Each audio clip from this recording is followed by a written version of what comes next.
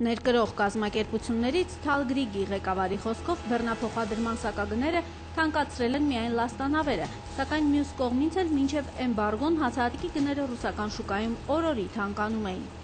Ռուսաստանում ամեն օր մինչև փակելը գին էր թանկանում եւ փակելուց հետո էլ մյուս process-ը կատարվեց, որ նավերն էին գները թանկացնում,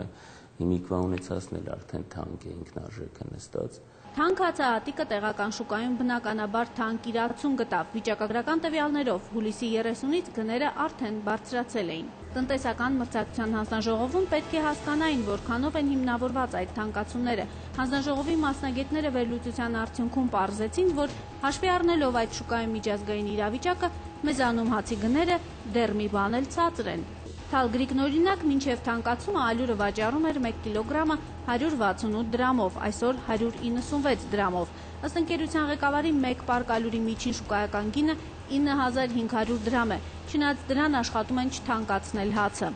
Ունենք լավաշի արտադրություն, 1 դրամ գինը չենք թանկացրել։ 5-6 կազմակերպություն կան, որոնք ներկրումով են զբաղվում, լուրջ ներկրումով, որ ստաբիլ ներկրումը կատարում են եւ արտադրում են ալյուր, այդ կազմակերպությունները երբեք գերշահույթ չեն կարող ստանալ։ Եթե շուտ լճացումներ է լինում, սկսվում է գնային իջեցում, իսկ ընդհանրապես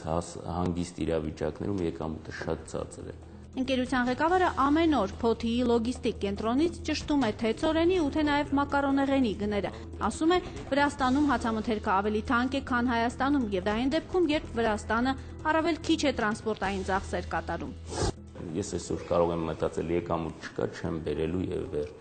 բայց ես այսօր ինչ պայմանավորվածություն ձեռք եմ բերում, հաստատ այսօր Հայաստանի գներից